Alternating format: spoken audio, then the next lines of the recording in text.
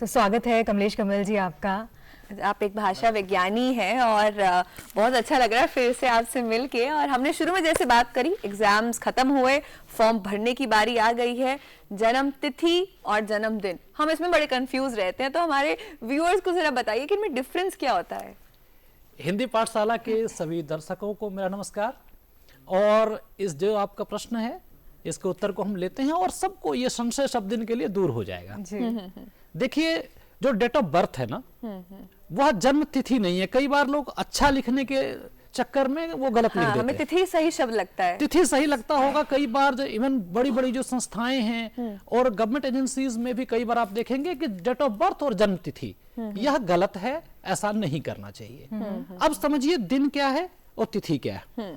देखिए, सबसे पहली बात तो यह है कि तिथि जो है वह चंद्रमा के हिसाब से तय होता है। जी, पंचांग में हम तिथि देखते हैं हिसाब से होती है। जैसे आप देखते होंगे जैसे कि प्रतिपदा से शुरू होकर के अमावस्या तक तिथि एक महीने में 2 बार बदल जाती है और वह सूर्योदय के समय से आरंभ होना है।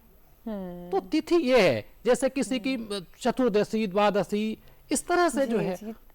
तो आप अगर पंचांग के हिसाब से बनाते हैं तब तो आप लिखें जन्म तिथि। लेकिन आप तो जनवरी फरवरी ये महीने को मान रहे हैं और कैलेंडर के हिसाब से, सोलर कैलेंडर जो सूर्य के हिसाब से। हाँ, अब देखिए सूरज के हिसाब से उसको क्या बोलेंगे, सौर। सौर तो वो सौर समय है। उसमें क्या बोलते हैं उसको, 12 बजे रात में बदलता है। जो कैलेंडर है ना, जैसे रेलवे की घड़ी है, वो रात के 12 बजे उसमें क्या बदलता है, डेट बदलता है। तो जब आप डेट बोलते हैं ना, डेट ऑफ बर्थ, तो डेट ऑफ बर्थ जो है वह आपका जन्मदिन है। और हर दिन का एक नंबर होता है, तो आप दिनांक कह सकते हैं उसको। जैसे आज का, तो अब इसको समझ लीजिए कि डेट ऑफ बर्थ जन्मदिन हो गया। यह सूरज के हिसाब से तय होगा। यह शाम में या सुबह नहीं बदलेगा, रात के 12 बजे। रात के 12 बजे इसको बदलना है। अब इसको आप समझिए कि इसको क्या लिखना चाहिए। जैसे हम इसी को पहले समझ लेते हैं थोड़ा सा। वार क्या है? वार जो है ना, वह होता है व्री धातु से, जो हम शनिवार, सोमवार, मंगलवार कहते हैं। ये सप्ताह के वार हैं। व्री धातु है, घन प्रत्यय है, वार बनेगा इससे। तो सोमवार, मंगलवार, बुधवार ये वार हैं। वार को ही वासर भी कहते हैं। अब इसीलिए जैसे हम कहते हैं रविवार है तो रविवारीय, रविवासरीय भी लिख सकते हैं, रविवासीय नहीं लिख सकते। अब आइए, जो जन्म कोई भी दिन है, दिन वह हुआ जो कि आपने देखा कि 24 घंटे में दिन का चक्र बदलता है। 365 क्या होते हैं साल में, दिन होते हैं। तिथियां नहीं 365 है। तो जन्मदिन को कहीं से भी आप देखिए 300 दिनचर्या 24 घंटे में जो आप करेंगे वो क्या है, एक दिन का आपका रूटीन है। आपकी रूटीन है। तो इसमें कोई कंफ्यूजन नहीं था।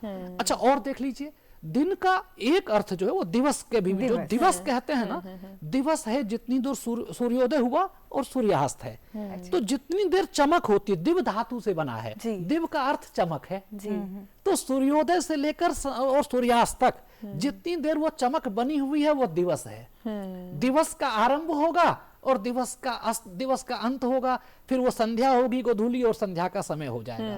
दिव धातु का मतलब, दिव्य मतलब चमक। दिव धातु से बनने वाले जितने, अब देखिए दिव से दिवामुखम कहते हैं सुबह को, उसका पहला पार्ट है। तो दिन एक तरह से दिवस का पर्याय भी हो जाता है। और एक इस अर्थ में दिन को हम 24 घंटे के बदले जितनी देर सूरज रहते हैं उसको भी दिन कह देते हैं, दिन अस्त हो गया। लेकिन हकीकत में वह दिवस कहना चाहिए, वो दिवस है। और दिन जब आप कहते हैं तो वह 24 घंटे का आपको लेना चाहिए। ऐसे दिन भी चूंकि सूरज से तय होता है तो दिनेश है। दिनेश इसलिए उनको कह देते हैं। तो जिनका रात्रि को जन्म हुआ उनका जन्म दिवस नहीं होता, उनका जन्मदिन ही होता है। क्योंकि आपको देखिए कैलेंडर आपका बदल गया है। तो आप ये देखिए कि आप किसी का भी, सबसे बड़ी बात है अगर मैं कहूँ कि आषाढ़ मास की, जैसे आज देखिए पंचमी तिथि है, आज की ही दिन बात, चैत्र मास पंचमी तिथि।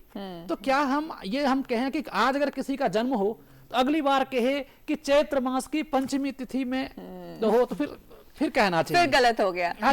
लेकिन अगर आपको कहना हो कि भाई इतना मेरा मार्च में हुआ है, 19 तारीख को हुआ है। जी, कमलेश जी की ये 2 किताबें भी हैं, शब्द संधान और भाषा संशय शोधन। तो अगर आपके भी कोई डाउट्स हैं तो you can always refer to these books. Kamlesh ji बहुत बहुत धन्यवाद। इसी तरह वापस फिर से मिलेंगे अगली बार एक और दिन और शब्दों की रोचक यात्रा। बस जो भी आपके प्रश्न होंगे, पाठकों के जो संशय होंगे उनको हम दूर करेंगे। धन्यवाद, आभार, नमस्कार, जय हिंद। धन्यवाद।